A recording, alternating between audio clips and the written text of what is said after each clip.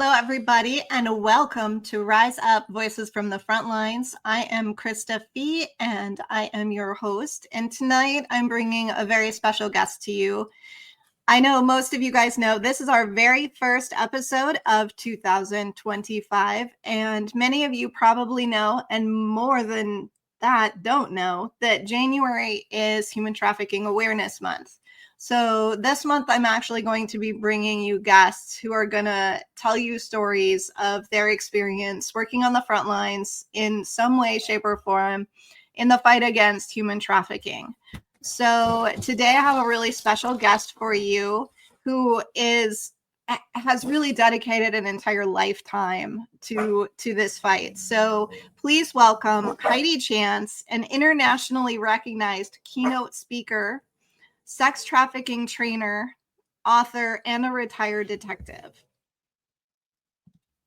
Hi. Hi. So we're going to have lots of dog activity today. Actually, I stick mine in the kennel, and I didn't actually do that this time. So, hey, no. Because they were sleeping, I thought I was going to get away with it. Oh. So, you have so many different stories to tell. Let's start where most people don't probably start. Tell us a little bit about who you were as a child and if this is where you saw yourself going. Yeah, so I grew up in the Phoenix area, and I have a sister and a brother, and my sister is, she's a little bit older than me. She's actually adopted, so we're the same age for 2 months. And then she turned 40 before I did, so that's all I can say about her. But she and I were at the same school, and she was a track star. And I don't know what it is. Maybe I'm highly competitive, but I'm not in track. But as far as, people knowing who I am, and then I was kind of feeling in high school that I was in her shadow, I guess. So I ended up finding out about junior ROTC at a different high school. And I really, thought I was going to go in the military, really, in the Air Force. So I actually switched high schools. My junior and senior year, I went to a different school and joined the ROTC program, and thought when I turn, 18, I'm going to go off to the Air Force and then maybe be a police officer. Because I did always want to be a police officer. I just thought I needed to fill the time between turning 21 and high school. So that's what my plan was. And then and this is going to date me so people can do the math, but in 1996, when I graduated, my dad, right before I graduated, told me about a new program that Phoenix Police Department was doing called the Cadet Trainee Program. And they were hiring civilian, kids, basically 18, and having them work in a capacity as a cadet. And so I applied for that program, and I got it. I actually went down, tested thousands of other people taking the same written exam, the same physical fitness exam, all the same hiring process as a full-fledged police officer.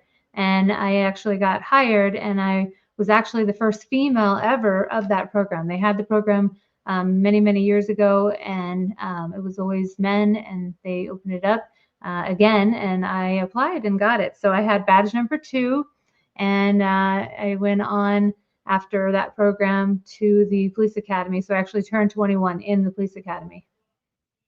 So you have been in law enforcement in some capacity always? For a long time, yeah. Pretty much. Yes.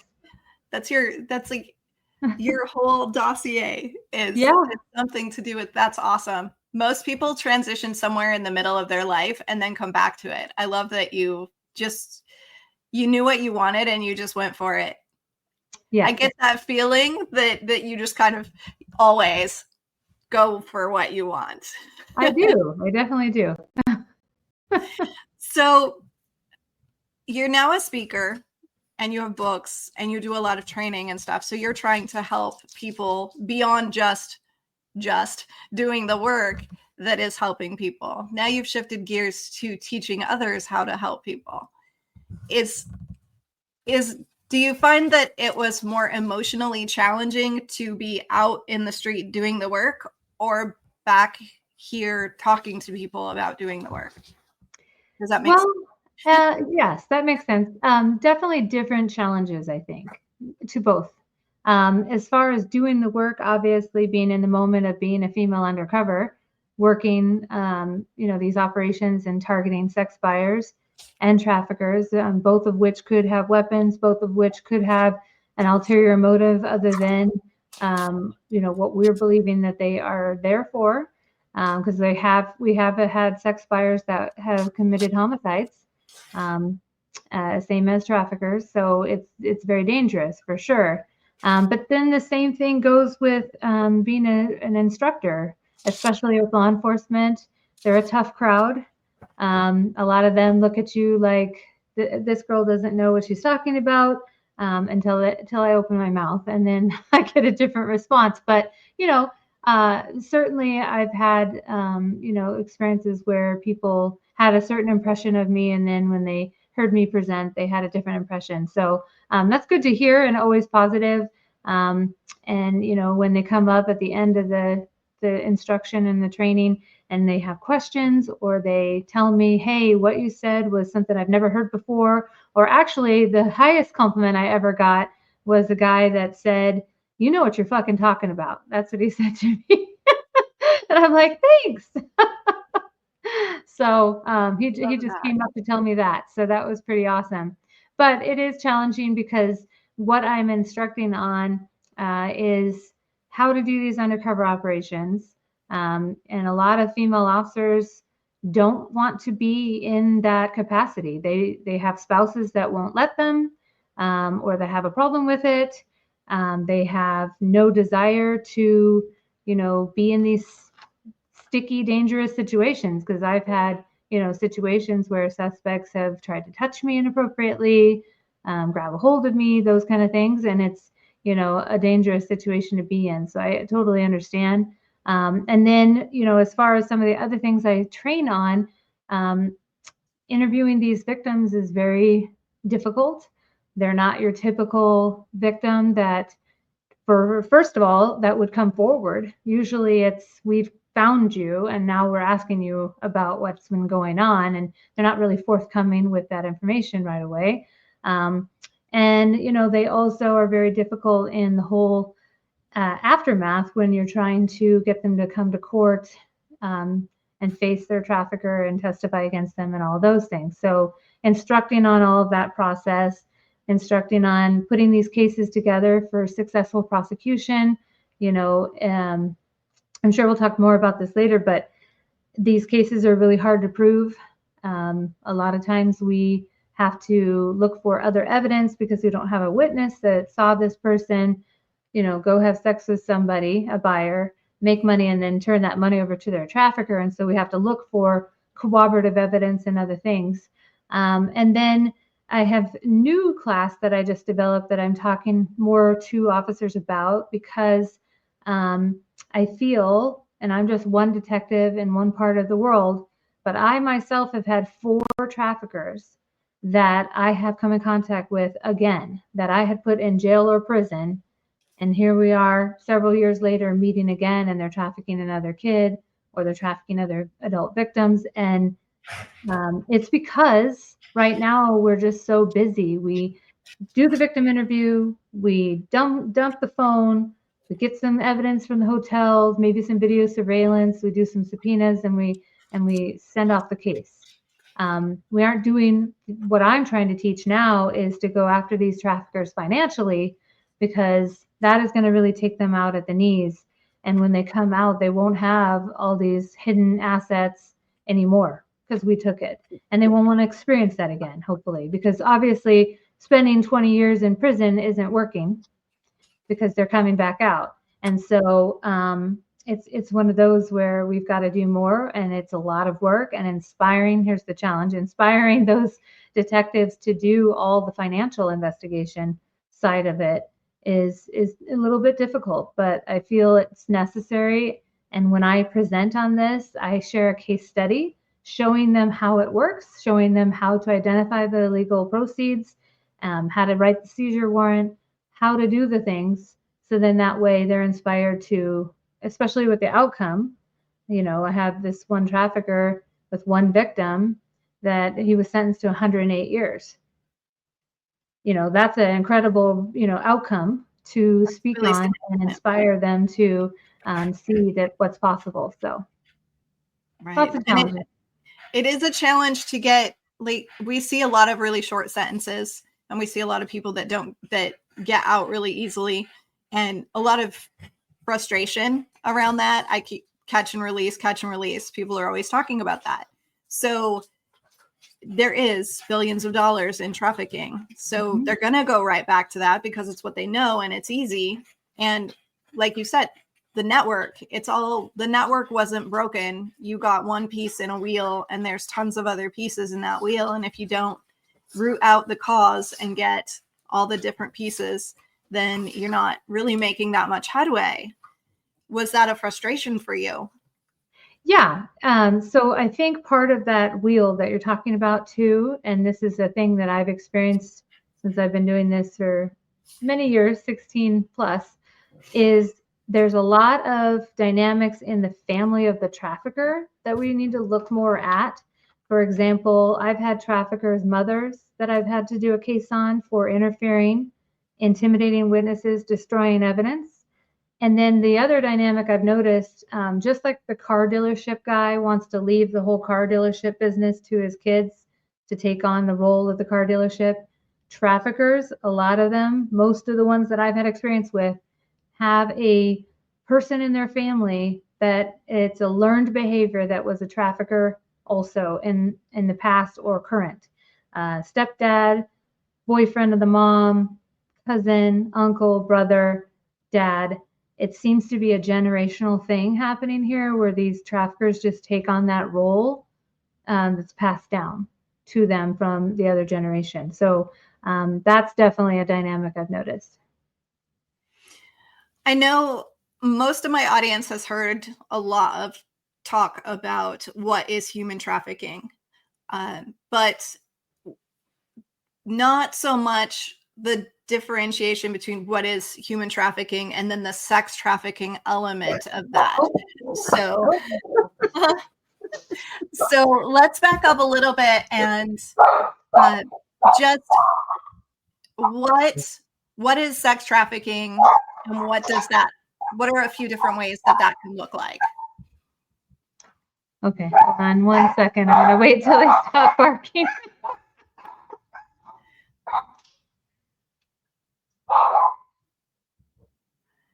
Okay, so your question was, what is sex trafficking? Just a better description of what that is? Yep. Okay. So for me, I live and die by definitions, right, as a law enforcement officer. So the definition of human trafficking itself has two crimes actually underneath it, and that's where people get it confused with smuggling. And just to back that up, human smuggling is actually a crime against the border or the state that involves an element of consent, and it involves transportation from point A to point B. Someone who's smuggled, however, if they are a victim of human trafficking, which could be forced labor or forced sex along that transportation, they could be a victim of those things, then they would be a victim of human trafficking. But those are two separate crimes. Now, as far as forced labor and forced sex, both of those require us, law enforcement, to investigate the elements of force, fraud, or coercion. And so force is pretty self-explanatory. That's going to be some kind of violent incident, some kind of injury, scars, bruises, cuts, all of those things. And then the fraud and the coercion are a little bit harder to explain, and even for a victim to realize that that's happening to them. So the fraud is, a lot of times these traffickers are very skilled at manipulation, and they constantly are telling victims all of these false promises. I'm going to get you an apartment. I'm going to get you a car. You want to go to beauty school? We'll get you to beauty school. These are all like dangling the little carrot of all these things that never actually really happen. And that's part of the fraud. And then the coercion, and this is, a phrase that I should what is the trademark? Because I say it all the time and it is my phrase. A pimp is the most reliable person you'll ever meet. If they say they're going to beat your ass, they're going to beat your ass. They have to have their victims know that what they are telling them will happen. Otherwise, these victims won't believe them when they threaten. And so the fact that they are doing the action to let them know and see every now and again these threats coming to fruition, they believe when a pimp says this, something's going to happen. So they don't want that to happen, and they believe those threats. And that is part of the coercion of why these victims stay in the situation they're in. And for me, it's very important to talk about those definitions and further explain what I mean by, or what the definition means by, fraud and coercion, so that a jury can understand when we're speaking in these words, in these terms, what that means. Because for me, testifying as an investigator, and I'm testifying that this person who I'm calling a victim, I need the jury to see them as a victim. And I'm describing that they're walking freely down the road with a phone in their hand. I still need the jury to see them as a victim. That phone is there, but they're not able to use it in the way that a normal person would think, to call for help or to call the police. That is not what that phone is for, because it's been ingrained in them that if you do that, this is going to happen. And the threats that something's going to happen to a family member. And so when I'm testifying, I try to, obviously speak to the facts, but in trials that I've participated in as an expert witness, I really go into those things so that the jury can understand, okay, she was not free to leave and she is a victim. And this is why. Because these things that Detective Chance talked about are part of this case and part of this incident. And so it's very, very important to me to have an informed jury and an informed community, which is your audience. So I'm glad to be here telling them the truth about this. Right. And we're talking about girls on street corners, but we're also talking about girls in massage parlors. Mm-hmm. And we're talking about boys as well. And we're talking about teenagers that are still living at home whose parents don't even know that this is happening. So it doesn't always look the way that people assume that it looks. And I know it's really hard for the community to empathize when they're driving down the road and they see, the streetwalker, and they don't really realize that person may or may not be there by choice. And so what would you say to people just in general, the community that has no experience in recognizing how do you tell the difference between someone who is completely out there willingly and someone who isn't? Yeah, so a couple of things I want to unpack from all of that. One of the most common questions I get when I go present to community groups and organizations out there is, what does a victim look like? So people still think that this has to equal that. And, I break it down for them by talking about the case that took 5 years of my life to investigate, and it was a 7-month-long trial. And this case had 7 victims, 2 juveniles. It's familial trafficking, and it involved several individuals from different lifestyles, different paths. For example, one of the adult females, she was in her 40s, working as a Department of Corrections officer at the prison, lost her job, became a stripper at the strip club and met the brothel owner, who introduced her into the life of prostitution in her 40s. Same case, one of the other adult females, barely an adult, 19 years old. She was up north in Northern Arizona University. Her mom is a nurse. She has no family history of any violence, any assault, any child abuse, anything. She meets a guy on Craigslist who wants to take modeling pictures of her, and that guy introduces her to the brothel owner, and now her entire life was going one direction, and now she's a resident of the female prison here because of a drug addiction she got. So it is not just the kids at all. It's not just people who are in the poor areas of town. It isn't just people who are a victim of something in their past. It isn't just the kids in child welfare. It is and could be anyone at any time. And yes, there are definitely boys and men that are victims of sex trafficking as well. I just use that example, that case, to talk about that. Now, as far as the follow-up to your other part of the question, as far as the community looking for or seeing signs of, when they are driving down the side of the road and they want to do something to help, speaking on how to report and how to recognize the indicators of possible sex trafficking victims is also what I like to talk about. And I have created a resource actually on my website where I have a list of these indicators. I'm just going to talk about a couple.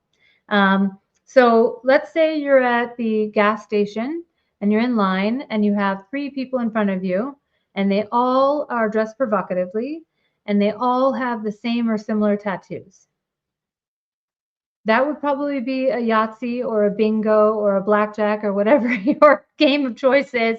You won. Winner, winner, chicken dinner. That's probably a high probability that those individuals might be in the sex trafficking as victims in sex trafficking. So basically, what do you do with that information? Some states like Arizona, we have our own hotline. There is the National Human Trafficking Hotline. The other thing to do is especially if you're making an observation of these 3 individuals and one looks like they're under 18, that would be a 911 call. And you don't have to have the police show up to your house. You can leave your information. Please leave your contact information on the phone, on the call, if you end up hanging up with the dispatcher, because we need to call you back. You may have seen something else that we need to know. But make the call. You can ask to be contacted by law enforcement over the phone. Again, they don't have to show up to your house. They don't have to show up to the gas station. If you want to hang out and give further follow-up and updates of where these people go, but just be a good witness. We're going to need to know, about how tall they are, how much they weigh, what does their clothing look like, how old do you think they are, what race are they, do they come in a vehicle? We're going to need to know a license plate, a make, model, color, last known direction of travel, those kind of things. That is what we need for you to be doing to help with this whole problem. And it's a simple thing to do. Just make a phone call and report what you're seeing. As far as other indicators, the list that I have will have, multiple cell phones, expensive items all of a sudden being given to someone. Not to be judgy, but we've all been alive long enough to know that no one gives you anything for free without expecting something in return, unfortunately. And so if someone's giving people gifts, or even if it's, especially if it's a kid getting gifts, what is this gift for, and why is this child being rewarded with gifts from a stranger? Lots of questions need to be asked about that. It could be, a child predator, not even a trafficking situation. So lots of things for the public to know about. I have that list on my website, achanceforawareness.com. So it's achanceforawareness.com. And it's basically, a really good resource for the public to, know what they're looking at so they can report and help. We will put that website down below so that you don't lose it. It will be a direct link so you can get with Heidi really easily. You can get that information, and we'll also link her on the website as additional resources if you want more information. And you are doing some trainings that are for the public as well. Is that true? Oh yeah. Okay. Mm-hmm. Yeah. So I do a human trafficking 101 type of training. And it's basically similar to probably training that's out there. However, I, again, bring in the case studies and I talk about the evolution of law enforcement that I have witnessed, how we respond to this problem, because I was there in 2005 when we were just arresting prostitutes. I was there trying to get on that squad, the human trafficking unit, and they only allowed one position on each squad for a female. The rest were male because they needed male undercovers to arrest prostitutes. And so we have evolved and recognized, hey, those are actually more than likely victims. Let's target the real bad guy, the sex buyers and the traffickers. And now those squads have more women on them than they do men, because you need female undercovers to, fight this and target these suspects. So I teach a case study comparison, and I talk about this evolution of our response to this problem, how we're asking the question we were never asking before, which is, what can we actually do to help you get out of this instead of just arresting these victims? And I talked through a case study comparison too, where I have a case that was a kid that was 14 who met a trafficker online on social media platform, and he convinced her to run away. And he only got 20 years, a plea offer for 20 years. Fast forward to the case I talked about with the 7 victims, the 5-year-long case. I didn't tell you this yet, but that case ended with him being found guilty on 101 out of 105 counts, and he was sentenced to 493.5 years in prison, which is a record for the United States. So people love to hear, the good news, at least, with this issue. Right, that we're actually making some progress. Yeah, and that only happens with an informed jury. So let's talk a little bit about the work. I don't think anyone probably knows what it's like to go undercover in that kind of role. Do you have a story that's your favorite event that happened, or something that was really scary, or just like share that experience a little bit? Yeah. Well, since let's see here, sometimes instead of working just the streets, we would post advertisements consistent with the ads that you would see online now. And I'm saying this in the past, but I'm still working undercover now, but for a different law enforcement agency. But these ads, the sex buyers contact you, and we get the hotel, and without giving away law enforcement secrets and tactics, they come to the hotel. And I did have one where I made a mistake, and I talk about this when I teach a female undercover school. I made the mistake of getting too comfortable with the situation, with, my job at that point, and I laid down on the bed and was chatting with him, and he was standing over me. And as I'm conversing with him, talking about the elements of the crime, he ended up dropping his pants and jumping on me butt naked. So I don't even know how fast I got off that bed and out from under him, but I was able to get away from him, and the arrest team came in. But that is a dangerous situation, and I let my guard down, and I became too comfortable. And it's a lesson in that with the undercover aspect of this, and I'm talking about, and I always talk about things that went wrong and mistakes that we've had happen, so that other agencies won't have those problems. They won't make those mistakes. Do you get to carry your weapons with you, and you feel at least relatively capable of defending yourself in those situations, or are you very vulnerable and generally at your teams you have to depend on your team 100%? It just depends. It's one of those things where it depends on, Arizona is 120 degrees sometimes, and I'm going to wear shorts and a tank top. There's not really a place to put that. But we train for these types of operations in the way that it would be a rescue. In some point, we've trained together all the time. So in that way, I can feel confident that I just need to get out of the way and they'll handle it. But yes, it just depends, and we definitely train. Your team is really important. So how do I want to ask this? Yeah. The dynamic in law enforcement, there's a lot of ideas that women are still struggling to find their place in law enforcement. And I've done a lot of interviews with women who took a long time to find their place and had to really push for that respect and that acceptance and that equality in something as sensitive as what you're doing. What was your experience getting a team that you felt safe and comfortable with, and that you felt respected you? I think it's both ways. Like you have to have a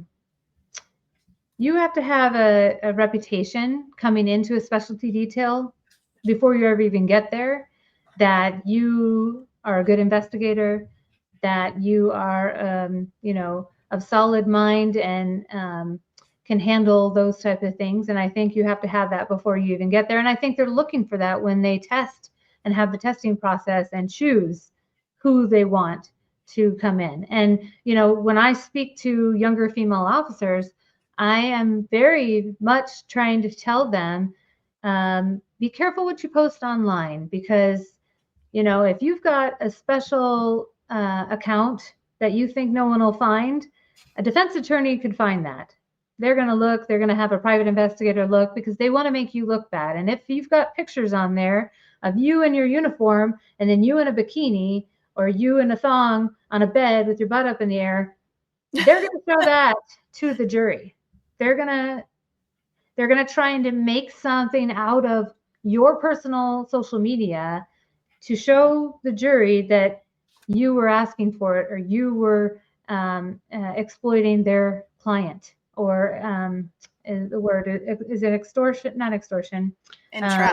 Entrapping. Yes, you were entrapping their client, and then they're going to show that. Whether that's like related to the case or anything, doesn't matter. If the jury sees it and they have this impression of you that's been created by the defense, and they will, it's gonna mess up your case. And if I have younger female officers wanting to shadow us and come to our unit, I talk to them about that. I tell them to take that shit down. Don't post it. Don't have it out there, because you don't want your reputation, even with judges and juries and prosecutors, to be affected by what you post. It's also inappropriate. Just saying. So integrity, and this is a little lifestyle. Being an investigator, it's one of those where if you're going to be an undercover, you're kind of held to an even higher standard, because literally you're going to have defense attorney ask you if you have ever lied. And of course you've lied, because I'm lying about who I am. That's what an undercover is. Don't get tripped up on that. You just tell the truth. Of course, my real name is not this name. I lied about that to this suspect because I'm an undercover, and that's what an undercover is. So it's one of those where you're definitely held to a higher standard, and you need to think about that earlier in your career if you want to move to a unit like that. So how long did it take you to find where you wanted to be in law enforcement? When you first started working, what were you doing? So I was in patrol, and then about 3 years in, I started a family. And so I got pregnant with my son. And so I went to school resource officer for a little while. I thought was going to be a little while, because I knew that I wanted to breastfeed. And there is no pulling into a Circle K gas station in full uniform, putting my gun belt on a dirty floor and pumping. It's just not possible. And so I decided to, and I don't think people realize that female officers with children really have a challenge to, number one, make choices to get off the street.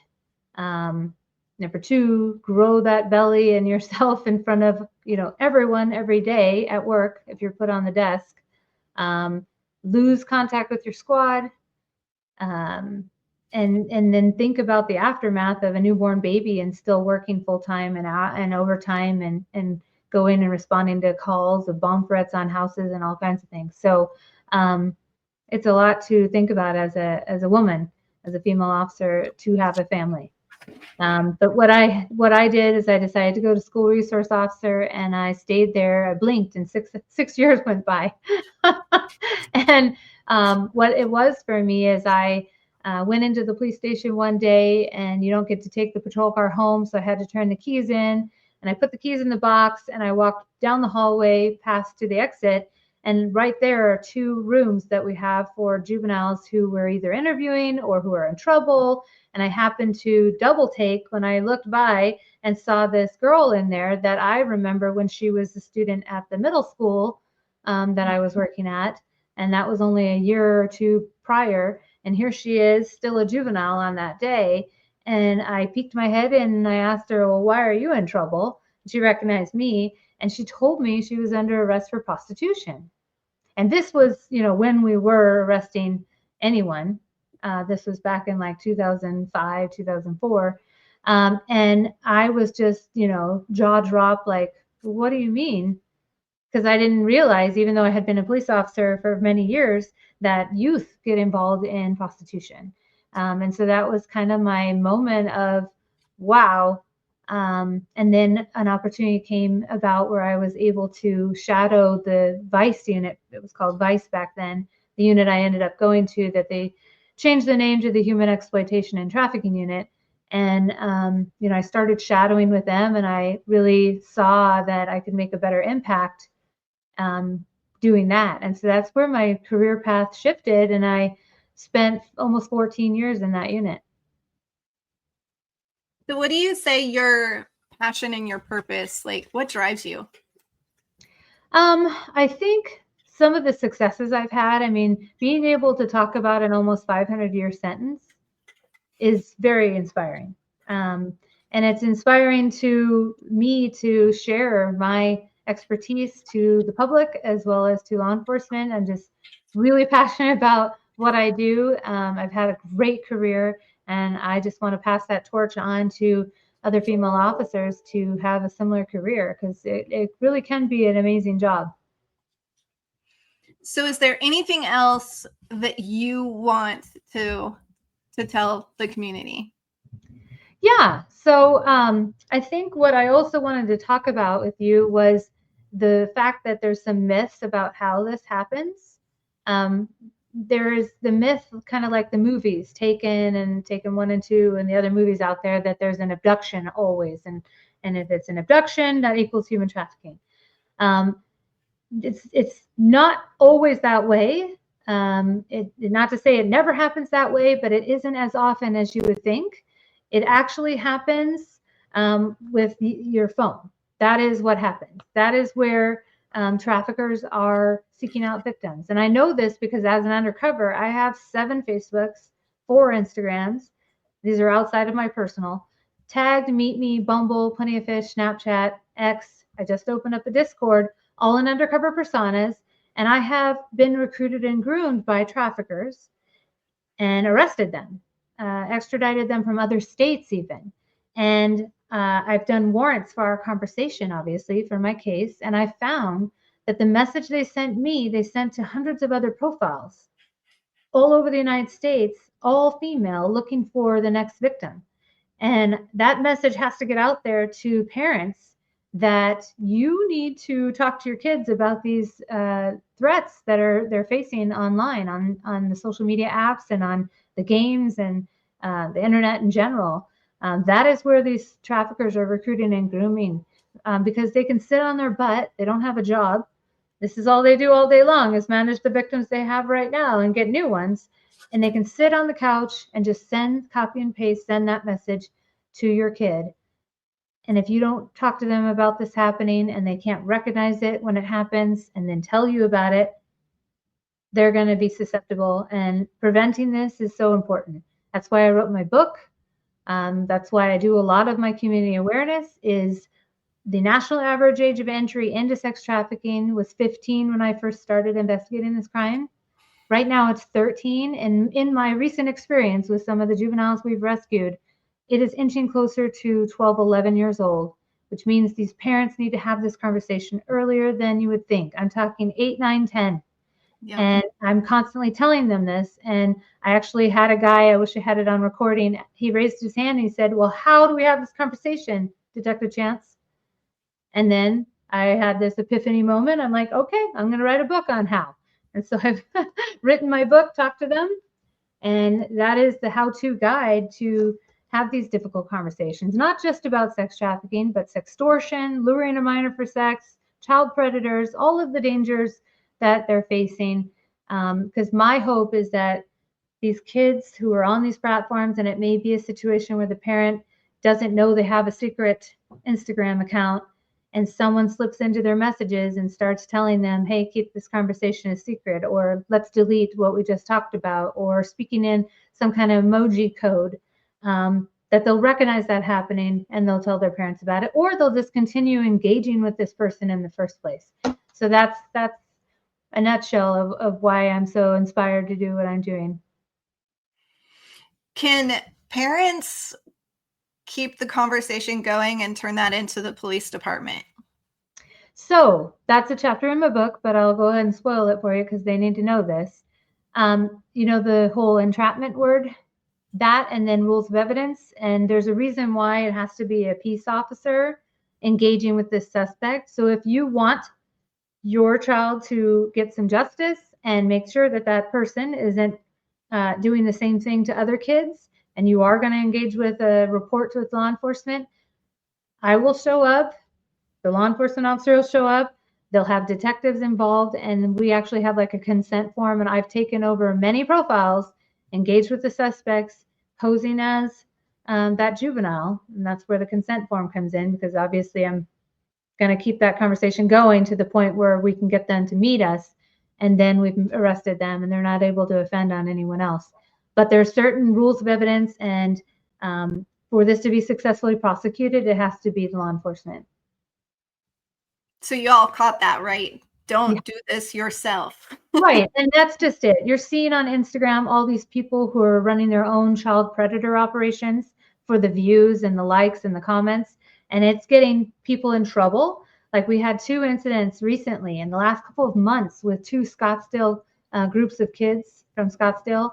They literally were hanging out in the parking lot, and the guy, the predator, came and saw and then went to leave, and they threw a rock at his window and broke his window.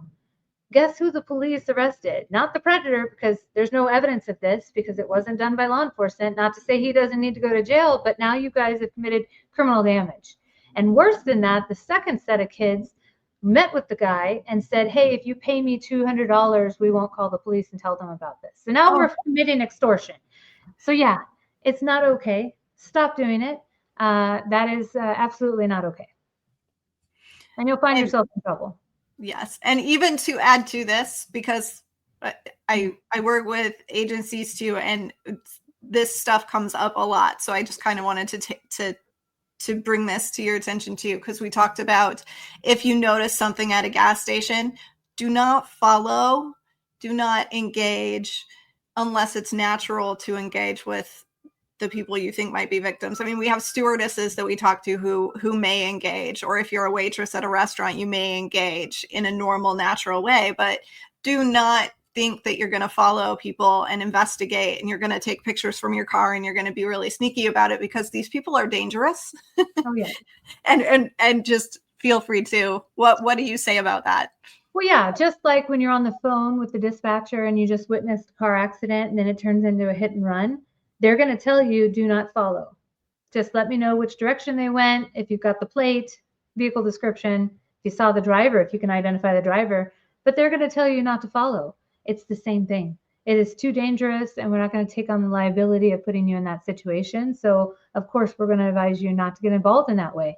Being a good witness is just observing. That is what being a good witness is, and reporting what you're seeing.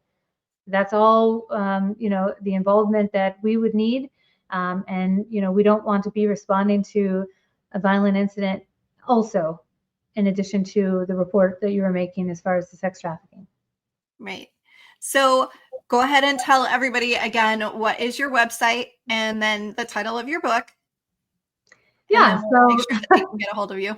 Okay. Yeah. So my website is achancephorawareness.com. Again, the A is in the beginning there. And then I'm also on Instagram, A_chance_for_awareness. And I have a Pinterest and a Facebook, and I'm also on LinkedIn. My LinkedIn, I think that's where we met. My LinkedIn game is pretty strong. I have an audience of mostly law enforcement on LinkedIn. So, and I use LinkedIn all the time because I'm investigating and looking at financials, and I see some charge and I don't know, and I'm part of a human trafficking investigators group, and I might post a quote or a question in the group asking, hey, does anybody know this business? Could this be related to prostitution ads? So it's and I also answer questions like that in the group, and anyone who messages me. So LinkedIn, and then yes, my book is on anywhere where you buy books, but Amazon. I have it in ebook as well as paperback, and then I'm having it translated in Spanish, as well as doing an audio in English and in Spanish. That's my goals for 2025, because I want to reach parents that may not speak English as well, because they also need to know all of these things about preventing their kids from getting involved in being trafficked. So that is my story, and I'm sticking to it. So thank you so much for being here with us tonight. And I'm really, it's awesome to see women who are making such a big impact. well, thank you. Thank you so much. I'm glad to be here. Have an amazing, amazing holiday. Yes, you too. Thank you guys so much for being here with us this first week of January. And if you love this podcast and you want to support us, again, all the proceeds benefit Battle to Be, our 501c3 nonprofit that bridges the gap between our military and first responders and the communities that they serve in times of crisis. So you can go to battle2be.org.